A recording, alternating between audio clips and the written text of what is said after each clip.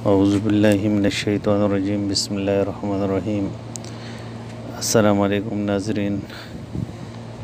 قسط نمبر 2 شروع کرتے ہیں۔ بسم اللہ الرحمن الرحیم۔ تخلیق آدم کے فرشتوں سے گفتگو۔ پھر اللہ عز و جل نے تعظیم کے طور پر حضرت آدم اور ان کی اولاد کی پیدائش کی خبر جس طرح اہم اور عظیم شان کاموں کے پہلے سے خبر دی جاتی ہیں، تو اس پر فرشتوں نے بات کی وضاحت اور اس کی حکمت عملی اور وجہ معلوم کرنے کے لیے سوال کیا، اور کوئی اعتراض یا عیب لگانے کی غرض سے یہ سوال نہ تھا، جیسا کہ بعض نابلد مفسرین کا خیال ہے جو کہ غلط ہیں۔ تو فرشتوں نے یوں سوال کیا: اے اللہ، کیا آپ زمین میں اس کو بنانا چاہتے ہیں جو زمین میں فساد مچائے اور خون بہائے؟ مفسر قرآن حضرت قتادہ رحمۃ اللہ علیہ فرماتے ہیں کہ فرشتوں کو اس بات کا علم کہ حضرت انسان دنیا میں فساد و خونریزی کرے گا اس طرح ہوا کہ حضرت آدم علیہ السلام سے پہلے دنیا میں جنوں نے فساد اور خون خرابہ مچا رکھا تھا، اور حضرت عبداللہ ابن عمر رضی اللہ تعالیٰ عنہ فرماتے ہیں کہ جنات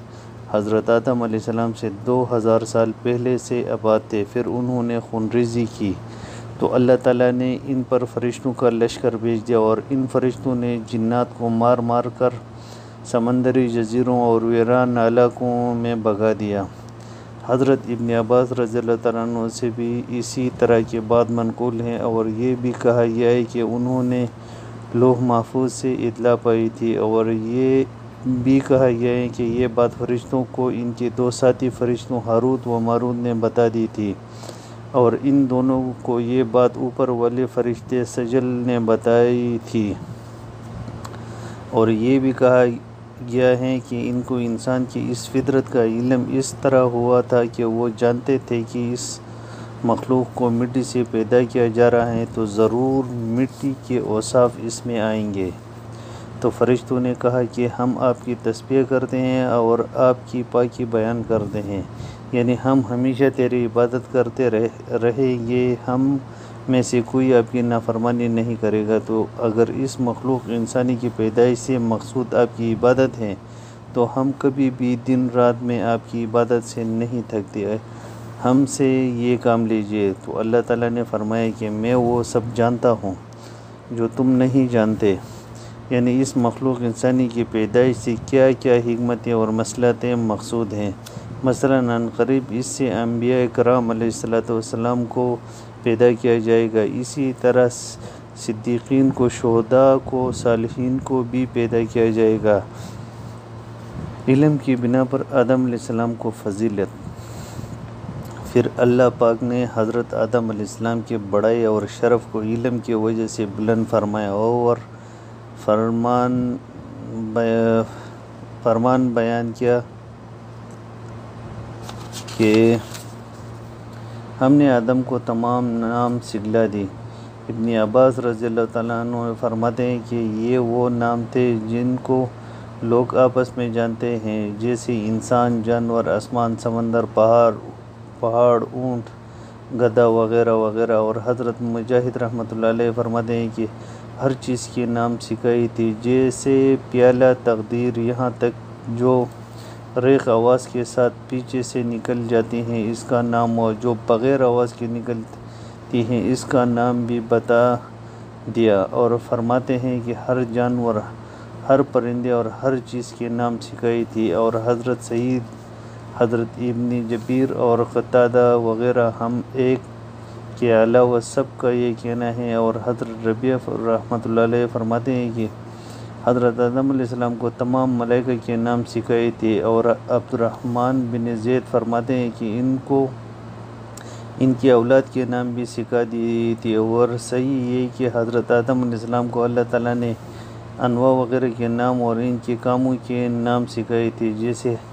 انسان، چوپایا، زمین اور ان کے کام وغیرہ، خواہ وہ چھوٹی چیزیں ہوں یا بڑی۔ اور امام بخاری رحمۃ اللہ علیہ اور امام مسلم سعید اور حشام کے طریق سے قتادہ سے روایت کرتے ہیں اور وہ حضرت انس بن مالک رضی اللہ عنہ سے روایت کرتے ہیں کہ حضور اکرم صلی اللہ علیہ وسلم سے مروی ہے کہ قیامت کے دن مومنین جمع ہوں گے اور کہیں گے کاش اللہ تعالیٰ کے ہاں ہمارے کوئی سفارش کرے، پھر وہ حضرت آدم علیہ السلام کے پاس آئیں گے اور عرض کریں گے کہ آپ ابو البشر ہیں، اللہ عز و جل نے آپ کو اپنے دست مبارک سے پیدا فرمایا اور فرشتوں سے آپ کو سجدہ کروایا اور ہر چیز کے آپ کو نام بتائی۔ آگے فرمان خداوندی ہے کہ پھر اللہ تعالیٰ نے ان چیزوں کو ملائکہ پر پیش کیا اور فرمایا کہ اگر تم سچے ہو تو ان چیزوں کے نام بتاؤ۔ حضرت حسن بصری رحمۃ اللہ علیہ فرماتے ہیں کہ جب اللہ عز و جل نے حضرت آدم علیہ السلام کو پیدا کرنے کا ارادہ فرمایا تو فرشتوں نے کہا کہ پروردگار ایسی کوئی مخلوق پیدا نہ فرمائے جو ہم سے زیادہ جانتے ہو، تو پھر ان کی اس مذکورہ طریقے سے آزمائش کی گئی۔ ان کنتم صادقین، اگر تم سچے ہو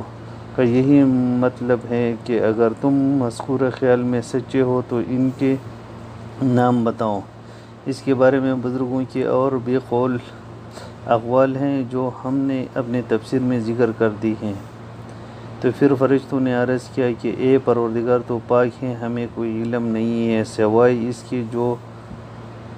آپ نے ہم کو سکھایا، بے شک آپ علم و حکمت والے ہیں، یعنی آپ کے علم کو آپ کی سکھائی بغیر کوئی حاصل نہیں کر سکتا۔ جیسے دوسری جگہ اللہ تبارک و تعالیٰ نے فرمایا، یعنی وہ اللہ کے علم سے ذرا برابر بھی احاطہ نہیں کر سکتے مگر جتنا اللہ چاہے۔ پھر اللہ تعالیٰ نے فرمایا ترجمہ: اے آدم ان کو ان کے اسماء کی خبر دے۔ جب آدم نے ان کو ان کے ناموں کی خبر دی تو اللہ تعالیٰ نے فرشتوں سے فرمایا کہ کیا میں نے تم کو نہ کہا تھا کہ میں آسمانوں اور زمینوں کی غائب باتوں کو جانتا ہوں اور میں وہ سب جانتا ہوں جو تم ظاہر کرتے ہو اور جو تم چھپا کر کرتے ہو، یعنی اللہ پاک پوشیدہ باتوں کو بھی اسی طرح جانتے ہیں جس طرح ظاہری کو، اور کہا گیا ہے کہ ظاہر کو جاننے سے مراد فرشتوں کی اس بات کو جاننا ہے جو انہوں نے کہی تھی کہ کیا آپ زمین میں اس کو بناتے ہیں جو اس میں فساد مچائے گا، اور پوشیدہ کو جاننے سے مراد ابلیس کا اپنے دل میں کبر و بڑائی کو چھپانا ہے۔ یہ قول حضرت سعید ابن جبیر، مجاہد، سری دھاک، سوری، ابن جریر رحمۃ اللہ علیہ کا ہے، اور ابو العالیہ ربیہ حسن قتادہ فرماتے ہیں کہ اللہ کے فرمان جو تم پوشیدہ رکھتے ہو، اس سے مراد فرشتوں کا یہ قول ہے کہ ہمارا پروردگار ہم سے زیادہ جاننے والے اور اکرام والے کو پیدا نہ فرمائے گا۔ فرشتوں سے آدم کو سجدہ کرنا۔ اس کے بعد اللہ تعالیٰ کا فرمان ہے کہ جب ہم نے فرشتوں سے کہا کہ تم آدم کو سجدہ کرو تو انہوں نے سجدہ کیا سوائے ابلیس کی کہ اس نے انکار کر دیا اور بڑائی کی۔ تو اللہ تعالیٰ کا فرشتوں سے حضرت آدم کو سجدہ کرانا یہ حضرت آدم علیہ السلام کے لیے بڑے عظیم اکرام اور اعزاز کی بات ہے۔ جب ان کو 10 قطرت سے پیدا فرمایا پھر اس میں روح پھونک کی، جس کے فرمان ہے کہ پس جب ہم نے اس کو درست کر دیا اور اس میں اپنے روح پھونک دی تو حکم دیا کہ اس کے لیے سجدہ ریز ہو جاؤ۔ تو یہاں اس مقام پر اللہ تعالیٰ نے 4 طرح سے ان کو شرف و مرتب سے نوازا۔ اپنے ہاتھ سے پیدا فرمایا، اپنے روح پھونک کی، فرشتوں کو سجدہ کرنے کا حکم فرمایا، اشیاء کے ناموں کے علم سے نوازا۔ اسی وجہ سے حضرت موسیٰ علیہ السلام اور حضرت آدم علیہ السلام جب مولا اعلیٰ میں اکٹھے ہوئے اور ان کا آپس میں مناظرہ ہوا تو حضرت موسیٰ علیہ السلام نے حضرت آدم علیہ السلام کو فرمایا، آپ آدم ہیں، ابو البشر ہیں، آپ کو اللہ تعالیٰ نے اپنے دست مبارک سے پیدا فرمایا ہے، آپ میں اپنے روح پھونکی، آپ کو فرشتوں کا مسجود بنایا، آپ کو ہر چیز کا علم عطا فرمایا۔ اسی طرح علم محشر بھی قیامت کے روز حضرت آدم علیہ السلام کو عرض کریں گے، اور دوسری آیات میں ہے کہ اللہ تعالیٰ نے فرمایا ترجمہ: اور ہم نے تم کو ابتدا میں مٹی سے پیدا کیا، پھر تمہاری شکل و صورت بنائی، پھر فرشتوں کو حکم دیا کہ آدم کے آگے سجدہ کرو تو سب نے سجدہ کیا، لیکن ابلیس کہ وہ سجدہ کرنے والوں میں شامل نہ ہوا۔ خدا نے فرمایا کہ جب میں نے تجھ کو حکم دیا تو کس چیز نے تجھے سجدہ کرنے سے باز رکھا؟ اس نے کہا کہ میں اس سے افضل ہوں، مجھے تو نے آگ سے پیدا کیا ہے اور اسے مٹی سے بنایا ہے۔ حضرت حسن بصری رحمۃ اللہ علیہ فرماتے ہیں کہ یہ ابلیس نے قیاس آرائی اور اجتہاد کیا، اور اس طرح سب سے پہلا شخص قیاس کرنے والا ابلیس ہوا۔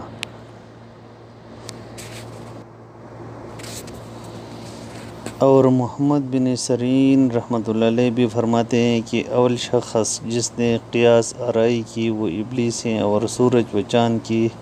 پرستش بھی صرف قیاس کی بنا پر جاری ہوئی۔ یہ دونوں قول ابن جریر نے روایت کی ہیں۔ اس کا مطلب یہ ہے کہ ابلیس نے اپنے اور آدم کے درمیان عقل کے زور سے قیاس آرائی کی، لہٰذا اپنے وجود کو آدم کے وجود سے اشرف و اعلیٰ سمجھا اور سجدہ کرنے سے روک کیا، جبکہ اللہ تعالیٰ کا حکم اس کو اور سارے فرشتوں کو جاری ہو چکا تھا۔ تو یہاں شرعی حکم کے ہوتے ہوئے اس ابلیس نے قیاس آرائی کیا، اور جب شرعی حکم خداوندی آ جائے تو قیاس لڑانا فاسد اور لغوی ہوتا ہے، اور پھر یہ قیاس بذات خود بھی غلط اور خام خیالی پر مبنی ہے، اس لیے کہ مٹی آگ سے زیادہ نفع مند اور بہتر ہوتے ہیں، کیونکہ مٹی میں عاجزی و مسکنت، بردباری، خشیت ہوتے ہیں، اور یہ چیزوں کے نشو و نما بھی کرتے ہیں، کیونکہ تقریباً ہر چیز مٹی ہی سے پیدا ہوتی ہے، اور اللہ جل شانہ کو پسند بھی ایسی ہی صفات ہیں جو مٹی میں ذکر ہوئی، بخلاف آگ کے اس میں تیش، بھڑک، تیزی، جلاؤ وغیرہ صفات ہیں جو اللہ تعالیٰ کو ناپسندیدہ ہیں، جس کی وجہ سے اس کو جہنم کا ذخیرہ بنایا۔ اور اس کے بعد اللہ تعالیٰ نے حضرت آدم علیہ السلام کو مزید شرف اعزاز بھی دیا جو ملعون ابلیس کو حاصل نہ تھا، کہ حضرت آدم علیہ السلام کو اپنے دست قدرت سے پیدا فرمایا، پھر اپنے روح مبارک پھونکی، اسی وجہ سے فرشتوں کو یوں حکم دیا۔ ترجمہ: اور جب تیرے پروردگار نے فرشتوں کو فرمایا کہ میں کنکناتے سڑے ہوئے گارے سے ایک بشر کو پیدا فرمانے والا ہوں، تو جب میں اس کو درست کر دوں اور اس میں اپنی روح پھونک دوں تو اس کے لیے سجدے میں گر پڑنا۔ تو تمام فرشتوں نے سجدہ کیا، لیکن ابلیس کہ اس نے انکار کر دیا کہ وہ سجدہ کرنے والوں میں شامل ہو۔ پروردگار نے فرمایا: اے ابلیس، تجھے کیا چیز مانع ہوئی کہ تو سجدہ کرنے والوں میں شامل نہ ہوا؟ تو ابلیس نے کہا کہ میں اس بشر کو سجدہ نہیں کر سکتا جس کو آپ نے کنکناتے مٹی سے گارے سے پیدا کیا، ہوئی سڑی مٹی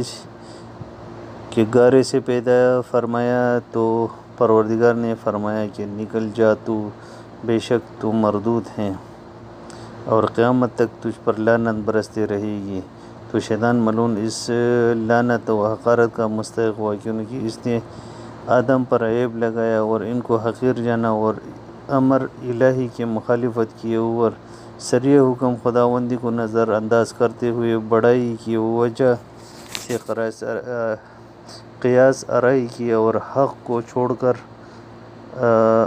راندہ درگاہ ہوا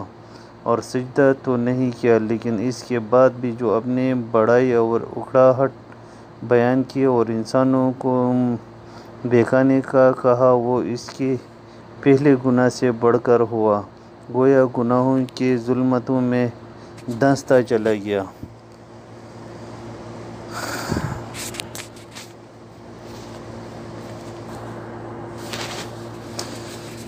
جیسے کہ اللہ عز و جل نے فرمایا۔ ترجمہ: اور جب ہم نے فرشتوں کو فرمایا کہ آدم کو سجدہ کرو تو سب نے سجدہ کیا مگر ابلیس کہ اس نے کہا کہ